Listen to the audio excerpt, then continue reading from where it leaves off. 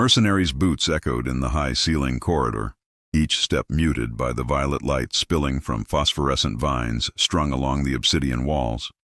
Donvier's armor was scratched and scorched, fresh from a battle that should have earned him enough credits to refit his entire ship.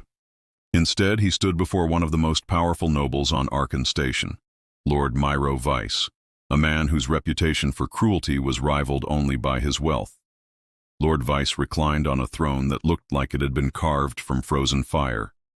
His skin shimmered a deep emerald under the glow, his gold-plated robes pulled around him like liquid metal. A smirk tugged at the corners of his lipless mouth as he regarded Dagon with unreadable eyes. "Mercenary," Myro purred. "Your promptness pleases me." Dagon didn't return the smile. "You said we had a deal. I cleared out the raiders choking your trade routes. I expect payment." "Ah, yes." Myro's fingers tapped lazily on the armrest. "But credits are such dull things, don't you think? I have something better." Two of Myro's guards disappeared through a side door. Dagon's hand twitched near the pulse pistol on his hip. He didn't trust Weiss, not in the slightest, but he didn't have enough fuel to reach the next sector. Whatever the noble was playing at, he had to hear it out. The guards returned pushing a hover cart, and on it lay her. Dagon's breath caught. She was unlike any creature he'd ever seen, and he'd been to the edge of the galaxy. Orange fur shimmered like sunset across her lithe, curved body. A thin silver gown clung to her form, cut low to reveal the soft rise of her breasts and the firm musculature of her arms.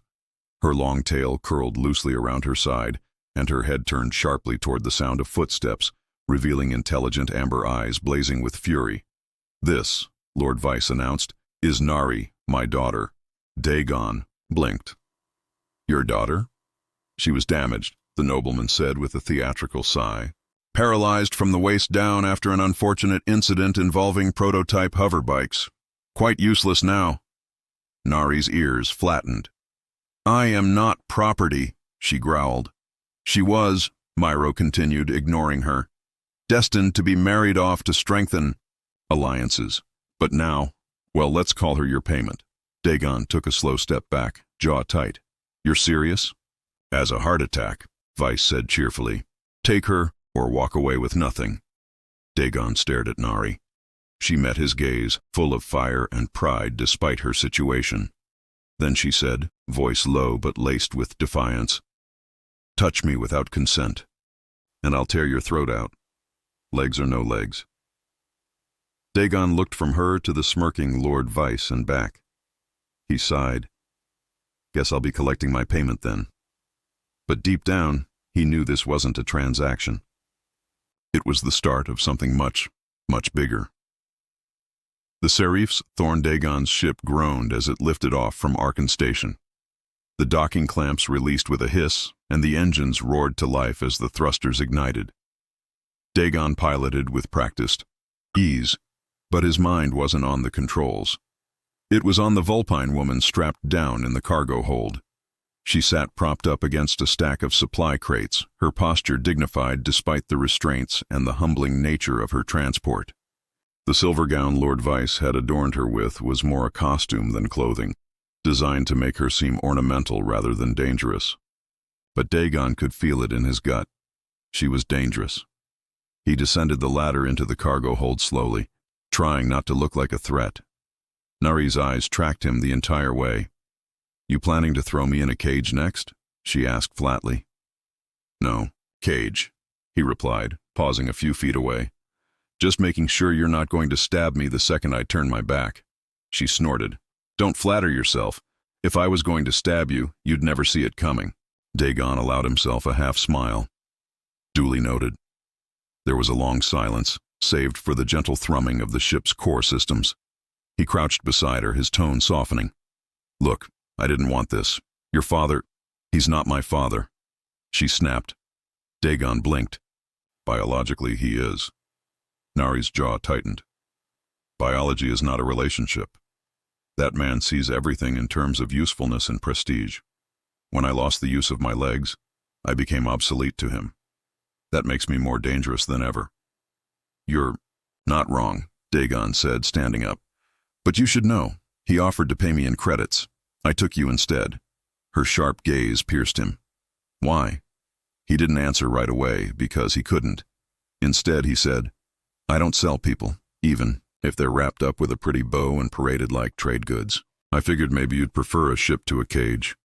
She tilted her head, her ears flicking slightly, betraying a note of curiosity. And if I'd rather burn you alive and take the ship for myself? Dagon smirked. Then I'd die impressed. That earned him a tiny smile, almost imperceptible, but it was there. You're not like the others, she murmured. Let's just say I've seen enough nobility to last a lifetime. Nari shifted, adjusting the straps across her legs with dexterous hands. Well, mercenary, you got yourself more than a trophy. I have information about Vice, about the warships he's hiding, and about something bigger, something that ties into the paralysis treatments he pretended to never find for me. Dagon narrowed his eyes. Why are you telling me this? Because I need a ship, and you need something to believe in again. Dagon's silence was answer enough. He didn't believe in much these days. But there was something about her. Maybe the fire behind her golden eyes, maybe the quiet resolve in her voice, that sparked the beginning of something in his chest. Hope or danger. Possibly both. Revelation's Nari sat upright now, unstrapped but unmoving. Her hands rested in her lap, claws retracted, her orange fur glowing faintly in the dim lighting of the cargo hold. Dagon stood a few feet away, arms crossed, leaning against the bulkhead like he wasn't watching her carefully. You said you have information, he prompted. Start talking. Nari didn't blink. My father has been funding off-grid research into neural overrides. Illegal stuff. It's buried under the guise of prosthetic development, but the real project was about control, replacing injured minds with subservient AI frameworks. Dagon's eyebrows raised slightly. So not just medical science? No. Mind control, she said, simply. And I was supposed to be his first test case after the accident. Dagon's throat went dry. You're telling me he paralyzed you on purpose? She looked away, her voice quiet. He didn't push me off the hoverbike himself, but the safety protocols were disabled. Just before the accident, he told me I was embarrassing. The family legacy. Her ears lowered. I didn't put it together until I found the maintenance logs. He was waiting for the chance to make me obedient. The silence stretched.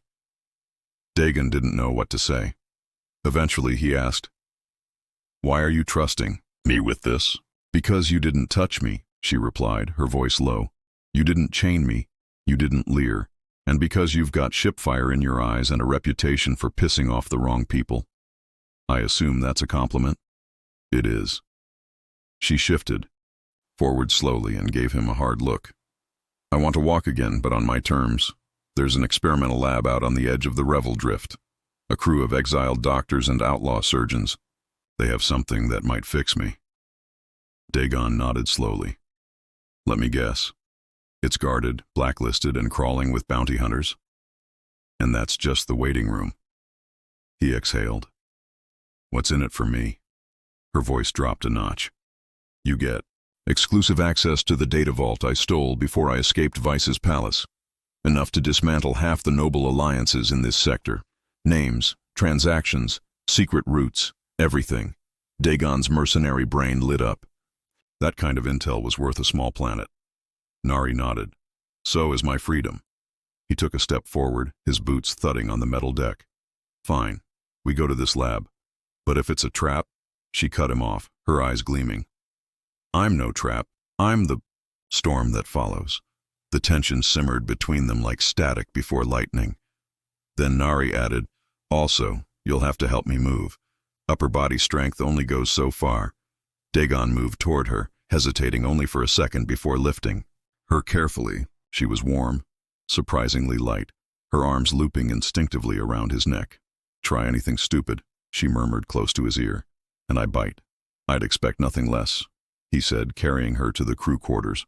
But even as he moved, he couldn't shake the feeling that whatever fire she carried inside, he was already starting to burn. Trust Dagon lowered Nari onto the padded bench in his ship's main quarters, a space he hadn't used for passengers in years. She adjusted her position swiftly, her orange-furred tail flicking as she braced herself. With her arms, her sharp eyes already scanning the room. "You've upgraded since your last wanted poster," she remarked, her tone dry. "You follow bounty postings?" he asked, pulling open a panel near the wall to check the emergency rations. He needed to keep his hands busy. "I memorized them," she replied with a smirk. "Helps me stay alive." He grunted in acknowledgement, tossing her a hydration pack. She caught it with practiced ease. "Next question," Dagan said, folding his arms and leaning against the wall. "Why didn't you just go to this lab yourself? You seem capable enough." "You got the info, the brain, the claws." Nari drank, wiped her mouth, and met his gaze squarely. "Because I can't fly a ship. Because I can't walk. Because I don't trust anyone who gets close." She paused. "Until now." That last part hung in the air longer than either of them intended. Dagon's grip tightened slightly on the metal rim of the wall panel. She leaned back, golden eyes gleaming. "Besides, I've done my research on you too." Dagon Vire, former soldier turned mercenary turned smuggler, went AWOL after refusing to carry out a civilian purge during the war. His jaw clenched. "Didn't think. That made it into public files." "It didn't," she said, voice softening. "But I found it anyway." He stared at her for a long moment, as if trying to read between her words. "You really think this lab of yours has something that can help?" "I don't think," she said. "I know, but it's risky. The tech is experimental. It works by forming a neural bridge between my damaged spine and artificial nerve relays. Sounds painful," she shrugged. "I'm used to pain." Dagon's gaze dropped to her legs, motionless beneath the silk of her gown, then back up to her face. "And if it works?" Nari tilted her head. "Then I walk, maybe run, and maybe, if I'm lucky, I get to kick my father's teeth in." He cracked a smile. "That's the kind of optimism I can work with." A soft alarm chirped on the console beside him. He turned and checked the sensor readouts. "Proximity alert, we've got company." Nari's ears twitched. "What kind?" "Imperial scout ship. Looks like they've got long-range pings and thermal locks." Her tail flicked again, sharp and alert. "My father, or Creel. Creel. He runs most of the black site tech trade in the sector. He's been after my father's secrets for years, and now that I've got them..." Dagon was already at the controls. His voice calm. "We're not handing you over." Her voice behind him was steady. "I wasn't asking." The Serif's Thorn veered hard to starboard, thrusters flaring bright as Dagon pushed the engines to max output. The stars outside streaked away from the skin range. In the reflection of the glass, he saw Nari move just slightly, lifting herself up with one arm to brace against the wall. Her eyes never left the stars. Her tail curled protectively around her. "You're not like most humans I've met," she murmured. He glanced over. "And you're not like most cargo I've transported." Nari smirked. "Keep talking like that, and I'll start thinking you care." Dagon's smirk mirrored hers. "Maybe I do." The calm, before. The ship's engines settled into a steady hum after the evasion burn. The cockpit bathed in a soft bluish glow from the stars beyond. Dagon stared at the nav display, plotting a new course through the fringe systems toward the Revel drift. It was a jagged path, dodging patrol beacons and unstable jump points, but it would keep them off the grid. Behind him, Nari hovered in the doorway, propped on her arms, legs still unresponsive but her upper body steady with controlled strength. The folds of her silver gown shimmered in the cabin light, and her silhouette framed in the doorway was enough to stir a pulse in even the most jaded of soldiers. "You okay?" Dagan asked without turning. "I'm not the one flying a ship running on stitched wires and sarcasm," she shot back. "But yes, I'm fine." He turned then, just enough to catch her eye. "You shouldn't be out of bed."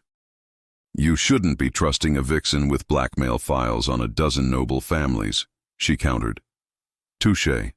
She pushed off the frame and crawled forward with slow, practiced precision. Each motion of her arms was fluid, graceful, unashamed. "Yeah, used to dance," she said quietly. "Before the accident. I was good at it too. My balance, my speed. It made me feel like I could fly. Dagon didn't speak.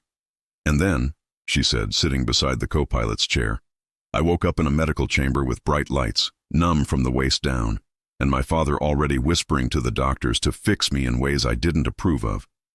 He finally looked at her. You still move like a dancer. Nari smiled bitterly. Not enough to make him see me as anything more than broken. He's a bastard, Dagon said. But you're not broken. Her golden eyes turned toward him, luminous, steady. Do you mean that, or is that just something mercenaries say to pretty passengers so they don't get spaced in the night? I mean it, he said simply. They sat in silence, surrounded by the low hum of power cells and the soft ticking of cooling metal. A strange calm settled between them, fragile but genuine. Then she reached out, slowly, deliberately, and placed her hand over his. Her paw pads were soft, warm. I don't know what this is between us, she said, but if you're lying to me, I'll find out. I don't lie, Dagon said. I survive. There's a difference. She studied him for a long moment, then nodded. Then let's survive together. Just long enough for me to walk again. After that, we'll see. He gave her hand a gentle squeeze. Deal.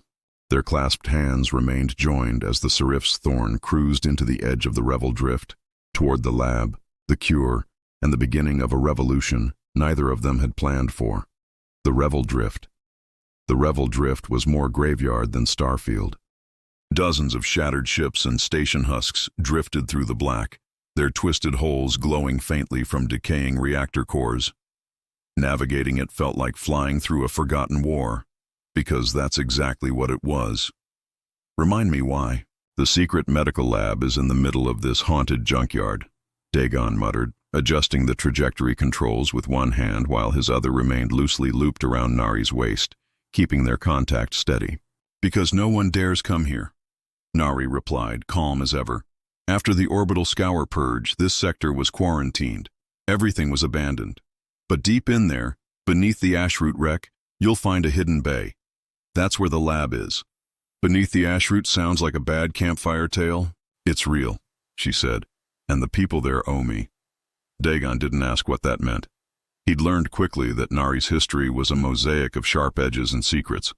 And besides, he was too focused on threading the ship through the minefield of derelict debris, guided by flickering pings from Nari's hand-drawn map. As they neared a massive, half-buried dreadnought twisted and embedded into a small asteroid, Nari sat up straighter, eyes alert. That's it, she said. Ashroot. The ship was massive, the size of a city block. Its hull was blackened and clawed open like something had tried to rip its way inside. But near the stern, tucked beneath scorched plates of alloy, a faint blue beacon blinked. There, Nari whispered. Dock just above that pulse. Dagon did. It wasn't graceful, but the Seraph's Thorn landed without incident. As the engines powered down, he could feel the strange silence of the drift pressing in around them. He stood up, checked his pulse pistol, and turned to Nari. You ready? She pulled herself upright using the co-pilot's rail and gave him a smile that was all teeth and defiance. You ask that like you've seen me scared? I haven't, he admitted. Then don't expect it now. He bent to lift her into his arms. She didn't resist. Her tail curled instinctively around his waist as he carried her down the loading ramp into the cold steel belly of the Ashroot, the hidden laboratory. The interior of the dreadnought was eerily quiet. Broken lights flickered. Old scorch marks traced the walls, but there were no bodies, only shadows and silence. They reached a sealed door at the far end of a collapsed corridor. Nari leaned forward and tapped out a sequence on the rusted panel. The door hissed open. A soft glow poured out, clean, warm, and inviting. They stepped inside and were immediately surrounded by figures in sleek white armor, needlers raised, visors down. Nari lifted her head proudly. Tell Dr. Varys that the Fox is back. One of the guards hesitated, then lowered his weapon.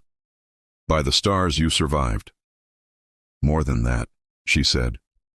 I've come to finish what we started. Dagon's grip tightened on Nari as the guards parted, letting them pass through the clean threshold of the hidden lab.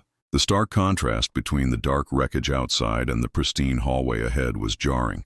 White panels lit from within, humming softly like the heart of a living thing buried inside a corpse. "Impressive hideout," Dagon muttered as they entered a hexagonal corridor lined with biometric panels and scanner fields. "Dr. Varus doesn't believe in subtlety," Nari replied, her voice taut with memory. "She believes in survival." Within moments, the central lab opened up before them, a dome chamber bathed in sterile white light, with tanks of glowing fluid lining the walls.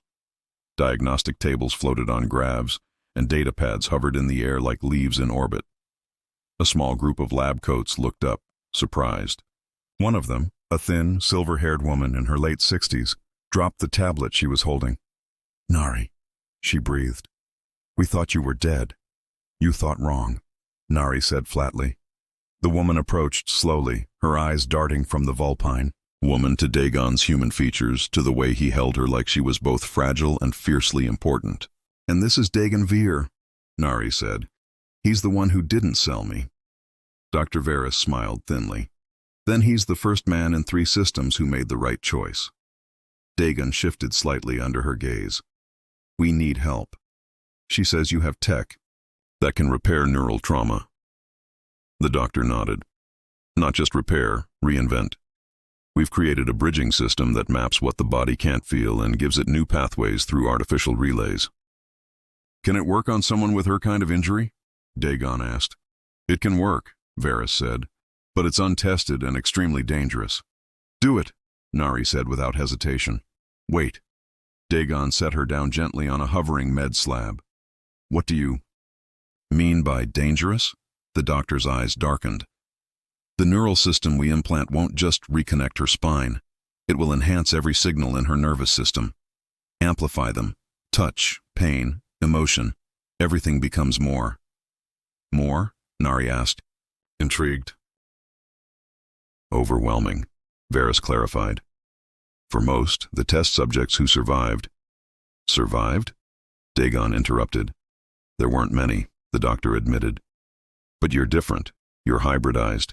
Your physiology could adapt faster, especially with a stable emotional anchor."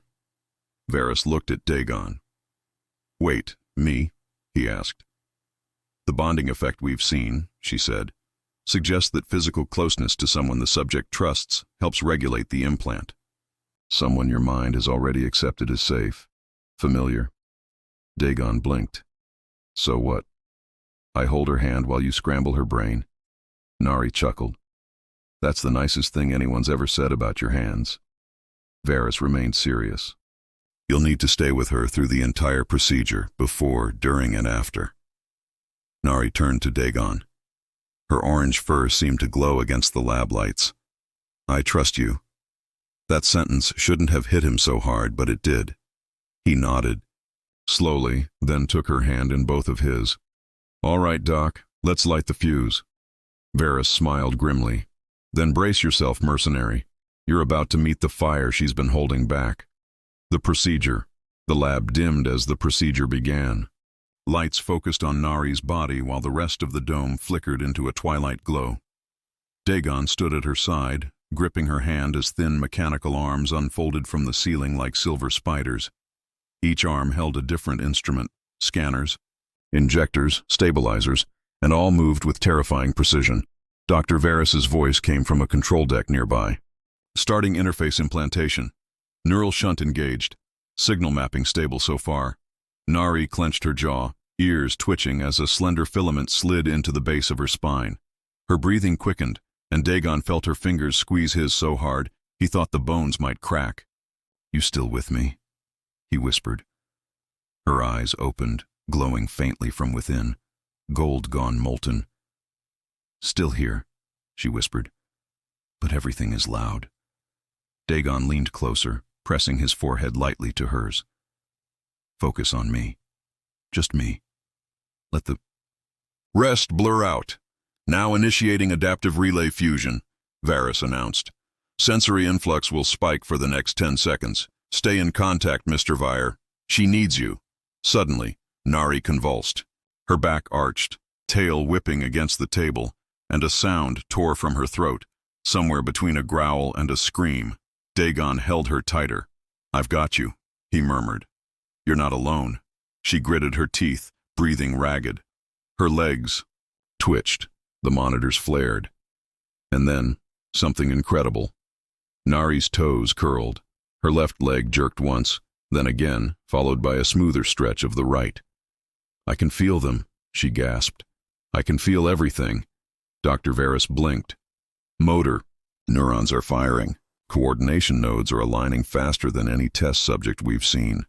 "Because she's fighting," Dagon said softly. "She wants this." The Vulpine woman turned her head toward him, sweat glistening across her temple, orange fur damp. "It's not just about walking anymore," she whispered. "It's about proving that I was never broken."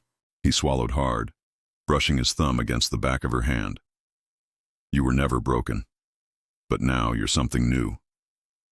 "Integration at 95%, Veris said. "Stabilizing now." With a final hiss of steam, the table slowly descended. The arms retracted. The lights brightened to normal. A hush fell over the lab. Nari lay there, breathing heavy, her legs still. Then, slowly, with effort, she moved them. First one knee bent, then the other. Then her feet slid forward and touched the floor. She sat upright, stared at her own limbs, then looked at Dagon. He offered her both hands. "Do you want help?" She smiled, a slow, fierce vulpine smile. "No," she said. "I want to stand," and she did. Shaking, trembling, but tall and defiant, the orange-furred vulpine woman stood on her own 2 feet, eyes gleaming with victory. "I can't believe it," Veris whispered. Nari took a shaky step forward, then another. Dagon moved to catch her, but she held up a hand. "I've got this," she said. And she did. Enhanced Nari stood on her own, barefoot, trembling but radiant. Her orange fur glistened under the lab lights, tail twitching slightly for balance as she took another cautious step forward. The hovering med tables whispered softly behind her, scanning every muscle movement and nerve impulse as though they too were in awe. Dagon remained close but didn't touch her. He didn't have to. She was burning with a kind of victory that needed no support. "How does it feel?" he asked, voice low. "Like lightning in my bones," she said, her smile fierce. "Every inch of me is alive." Dr. Veris approached carefully, watching her vitals. "Your nervous system is functioning far beyond baseline. We expected heightened sensitivity, but this... Nari, you're a neuro powerhouse." Nari looked down at her hands, then flexed them slowly, her fingers shaking with more than fatigue. "What's the catch?" Dagon asked. He knew better than to believe in clean miracles. Veris hesitated. "The enhancement has fused itself not only to her spinal cord, but to her entire sympathetic nervous system. It's adapting in real time, drawing strength from emotional triggers, especially..." "Especially what?" Nari pressed. "Especially your proximity." "To him," Veris finished, looking at Dagon. "Your connection appears to regulate her hormonal and neurological stability. Remove it for too long, and she may experience volatile feedback." Nari stared at her feet for a long moment. "So I'm still tethered to someone, still not free?" "No," Dagon said firmly. "You're choosing it now. That makes all the difference." She looked up, amber eyes searching his. "I don't like being dependent." "You're not," he said, taking a step closer. "You're enhanced, and if I'm the ground that helps you stay balanced while you rise, I'm fine with that." A long silence passed between them, one of mutual understanding. Then Nari took his hand. This time, not out of necessity but choice. "Then we finish this together," she said. "My father, Creel. The entire network that treats people like property." Veris moved to a control panel and pulled up a holographic schematic. "There's more. During the procedure, the enhancement connected to hidden frequencies. Nari's body acted like a living signal booster. She's not just stronger, she's now broadcasting data subconsciously." Dagon frowned. "What kind of data?" "Encrypted intel from deep within Vice's private channels," Veris said. "It was locked inside her spinal relay. A failsafe, maybe, or a hidden inheritance. Can we access it?" Nari asked. We can, but you should know, it includes blackmail-level material, not just on Vice, on Creel, on the entire Noble Concord. If we send this out, the sector will erupt. Dagon looked at Nari, then back at Varys. What happens to her if they find out? They'll send assassins, turn her into a bounty, tear through planets to get her back. Nari's hand tightened in Dagon's. I say we light the match, she said. He nodded. Then let's burn the whole damn house down.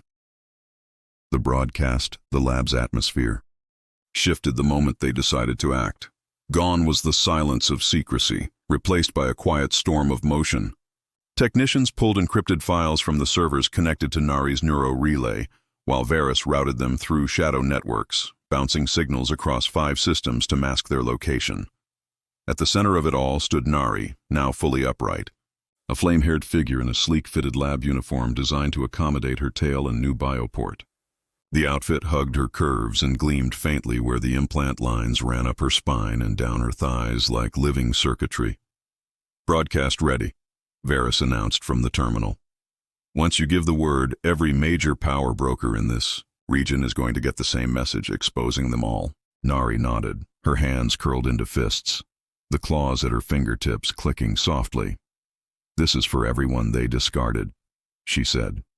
For everyone they branded as weak or unworthy. She reached for Dagon's hand again, not out of need, but as a promise. Let's show them what broken things become when they refuse to stay broken. Varys initiated the uplink. Holograms surged to life around them, dozens of flickering windows showing stunned reactions from nobles, corporate heads, blackside, operators and high-ranking military officials across the sector. Each face twisted in disbelief as data poured in.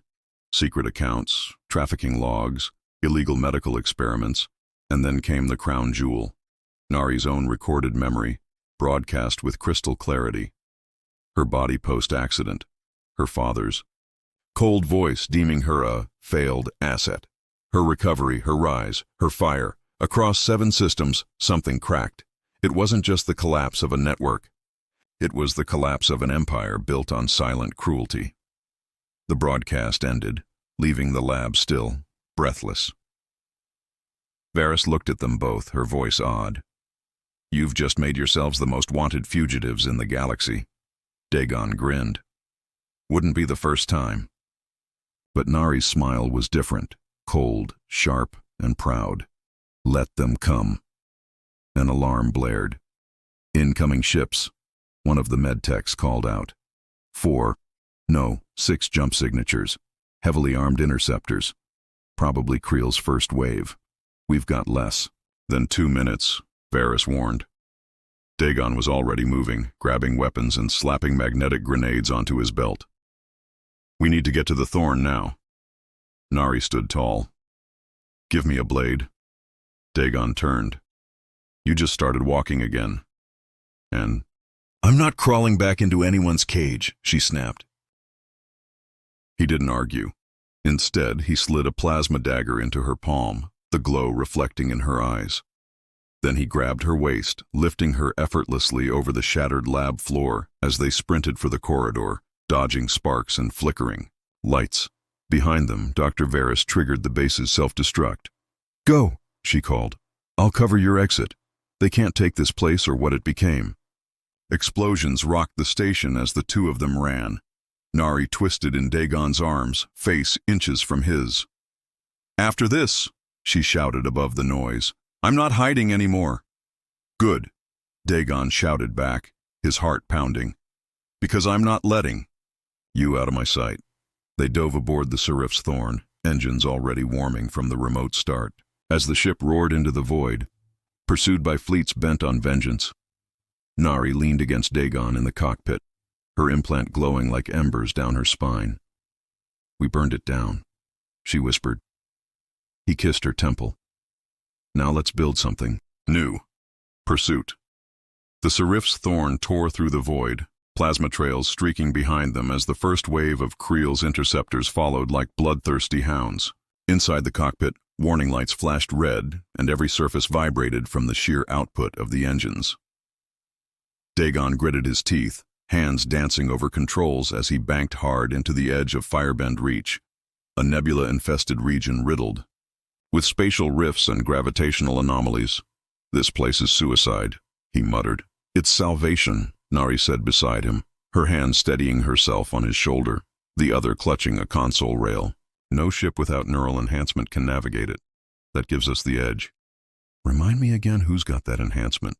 Dagon grunted as they narrowly avoided a spiraling asteroid. Nari smirked. "Me. Which is why you'll be listening to every, course correction I give you." They moved as one, her instincts guiding his reflexes. Left at the plasma tunnel, down past the shard clouds, through the slingshot curve of the twin flame rings. Even with his years of flying, he'd never felt more in sync with another person. She wasn't just reading patterns in the stars. She was feeling them, pulling sensation from the very gravity around them. The ship skimmed through a warped arc of magnetic fire, the hull groaning from the heat. The pursuing interceptors weren't so lucky. Two of them clipped the rift and were instantly shredded, consumed by space distortion. "I could get used to this," Dagon said, glancing at her as sweat glistened across her orange-furred forehead. Nari didn't smile this time. Her eyes narrowed, her breath coming fast. "Something's wrong." His hands froze above the thruster toggles. "What do you mean?" "The implant," she whispered. "It's flaring. It's reacting to something in the nebula. A signal." "It's broadcasting, no receiving." The nav screen flickered. A ghost image appeared. A symbol. A broken ring of fire wrapped in thorns. Dagon felt the blood drain from his face. "That's not Creel.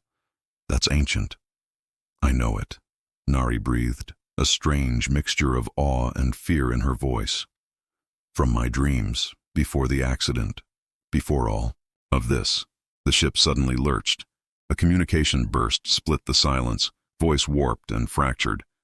"Return the flame. The hybrid must awaken.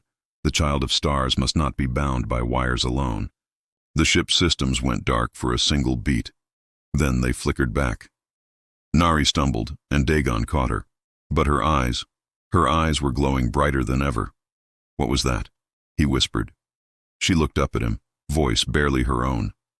"I think it's not just me. The implant changed. I think I'm becoming something more." He touched her cheek, grounding her. "I don't care what you become. I'm here, always."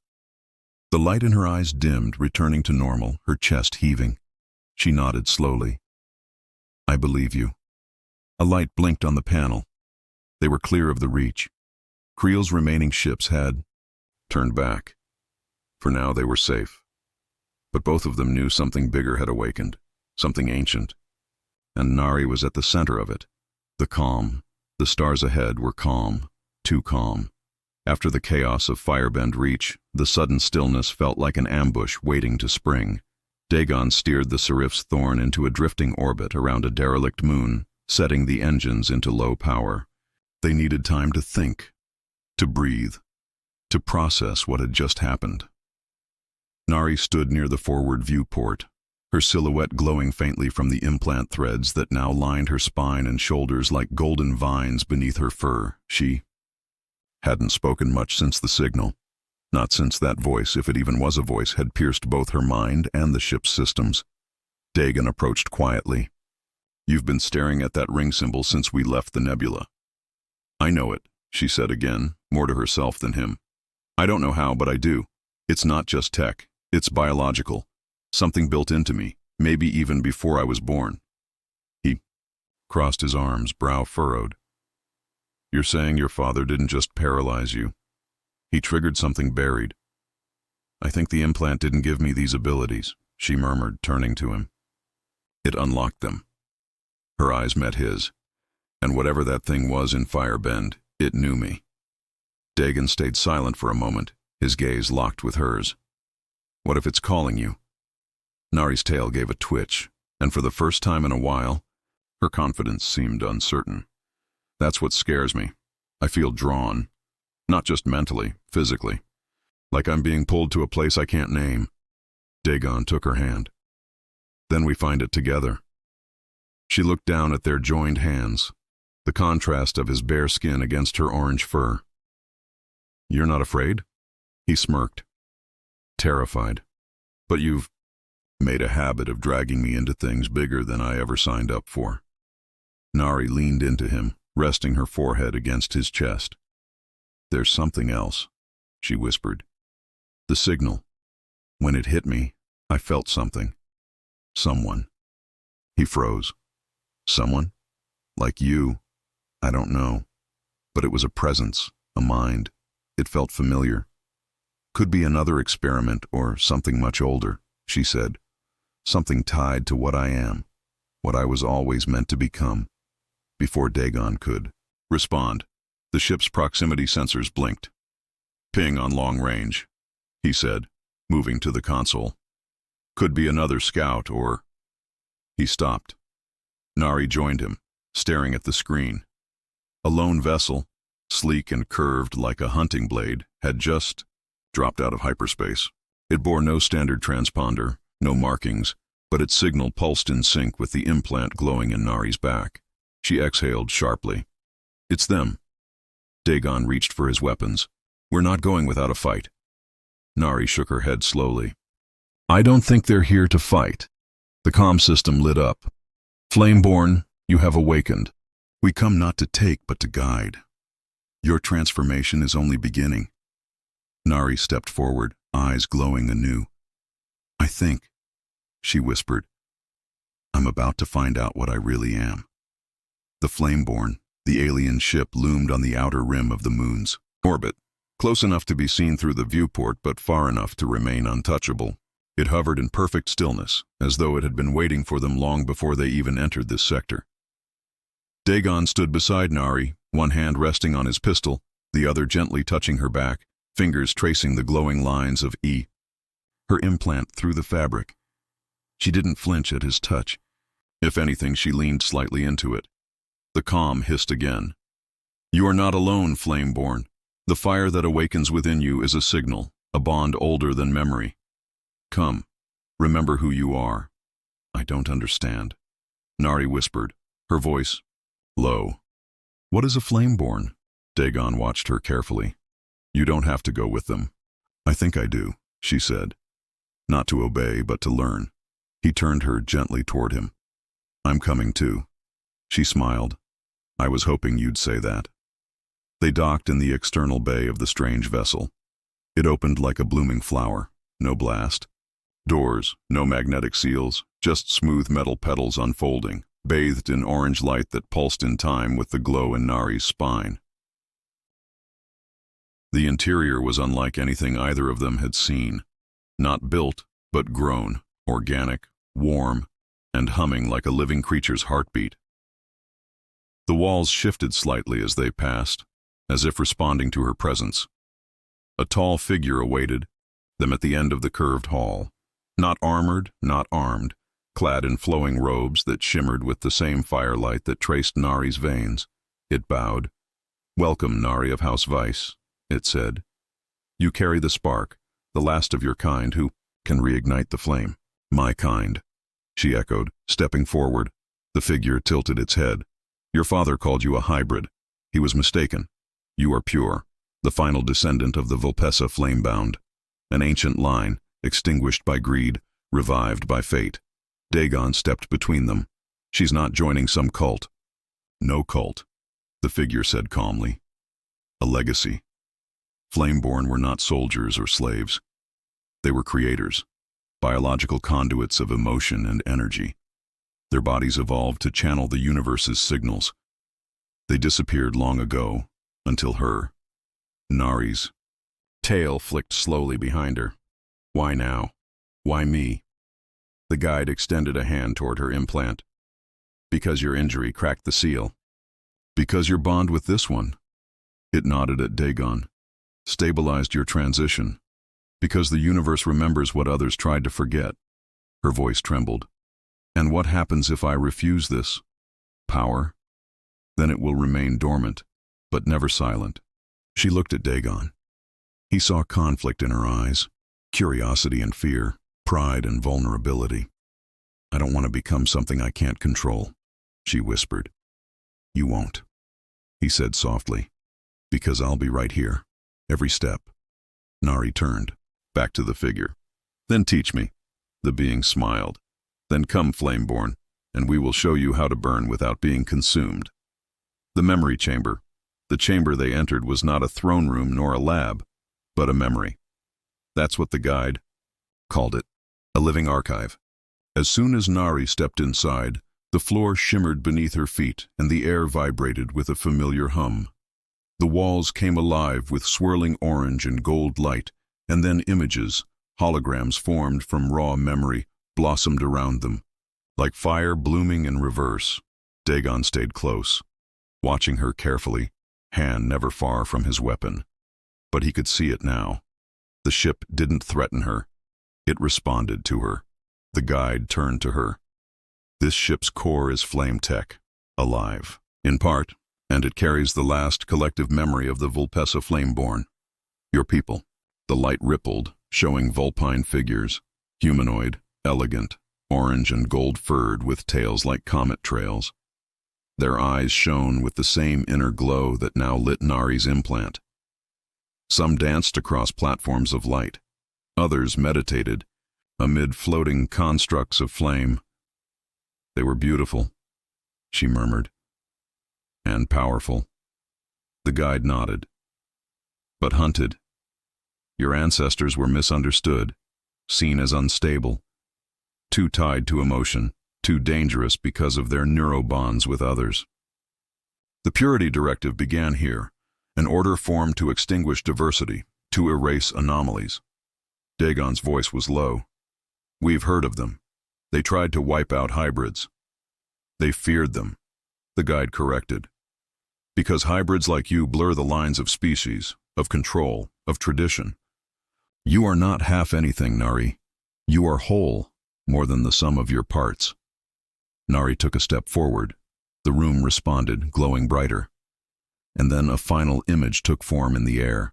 A child, orange fur darker at the tips, amber eyes.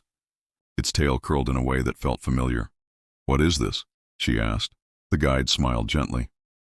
The next Flameborn, your child. Dagon's eyes widened. What? Nari stared at the image, her lips parting slightly. But how would you know that? The flame's biology is designed to detect life created through emotional imprinting. The bond. Between you two, it ignited the spark. You are already with child.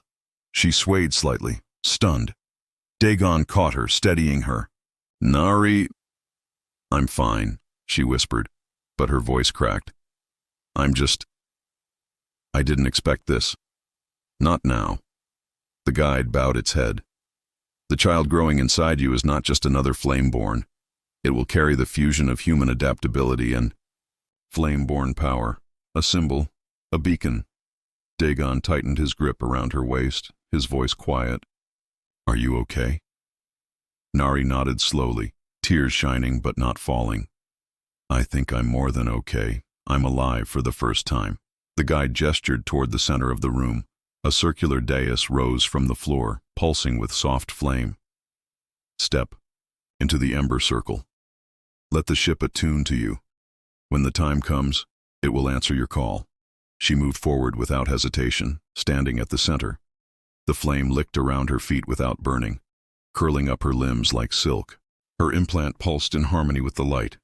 She closed her eyes, and the fire brightened as if welcoming her home. The attunement, as the ember circle enveloped Nari, her body lifted an inch above the platform, suspended in golden light. Her orange fur shimmered as the implant glowed like a brand forged from within. Dagon stepped forward, but the guide held up a hand. She is safe, it said. This is the attunement. The Flameborn legacy is choosing her and preparing her for what comes next. Dagon's jaw clenched. And what exactly is that? The figure turned, expression unreadable. A galaxy that will not understand. What she is or what you both represent. Dagon stared at the glowing chamber. Let them misunderstand. They'll regret it. The light surrounding Nari pulsed once, then again, then shattered outward in a burst of energy that flooded the room. Not with force, but feeling. For a brief moment, Dagon felt it too. Her fear, her triumph, her longing, her love, And then calm. The light faded. Nari stood upright, her feet touching the floor gently. Her eyes glowed brighter than ever, and yet there was peace in them. Control, power, yes, but purpose too. She turned to Dagon and stepped forward. She didn't stumble. She didn't hesitate. "I saw them," she whispered. "All of them. The ones who came before me. And I felt them reach through me. Forgive me. Pass the spark." "You look like you're floating," he said. She smiled. "I feel like fire." He took her hand. "Still you. More than ever." The guide approached them both. "The attunement is complete. You are flame-born now, truly. But the galaxy will not welcome what you represent. They will hunt you, fear you, try to control you." Nari's eyes blazed. "Let them try. Your child," the guide continued, "will be born into a universe that fears its very existence. You must prepare." Dagon's grip tightened on her hand. "We'll be ready." The guide nodded slowly. "Then go. Live. Love. Fight. And when the time comes, remember, you are not alone." The flame remembers its own. As they prepared to leave the memory chamber, Nari turned back one last time. The images of her ancestors flickered in the walls, and for a moment she could swear she heard them whisper, "Burn bright, daughter of fire. Burn bright." Epilogue. New beginnings. 6 months later, the Serif's Thorn drifted in the quiet space between systems, engines humming softly. The galaxy had indeed erupted after their broadcast. Noble houses fell, trade routes shifted, and freedom movements sparked across a dozen worlds. Nari and Dagon had become legends, but they'd also found something more precious: peace, however temporary. In the ship's main quarters, Nari sat in a modified chair, her hand resting on the gentle curve of her belly. The pregnancy had been unlike anything the medical texts described. The child within her glowed faintly, visible even through her fur and skin, pulsing in rhythm with her heartbeat. Dagon knelt beside her, his hand covering hers. "How are you feeling?" "Like I'm carrying starlight," she murmured, then smiled. "But also like I could eat an entire cargo hold of ration bars." He chuckled. "I'll see what I can do about that." Their peaceful moment was interrupted by a soft chime from the comm system. Not an alarm. They'd learned to distinguish between threats and opportunities. This was the latter. "Incoming message," Dagon said, moving to the console. "It's encrypted, high level." Nari stood carefully, her enhanced senses already telling her this was important. From who? The hologram that appeared was unexpected. Dr. Varys, alive and apparently well, standing in what looked like a much larger, cleaner facility than the hidden lab they'd left behind. "Nari, Dagon," she said, smiling. "I hope this message finds you well.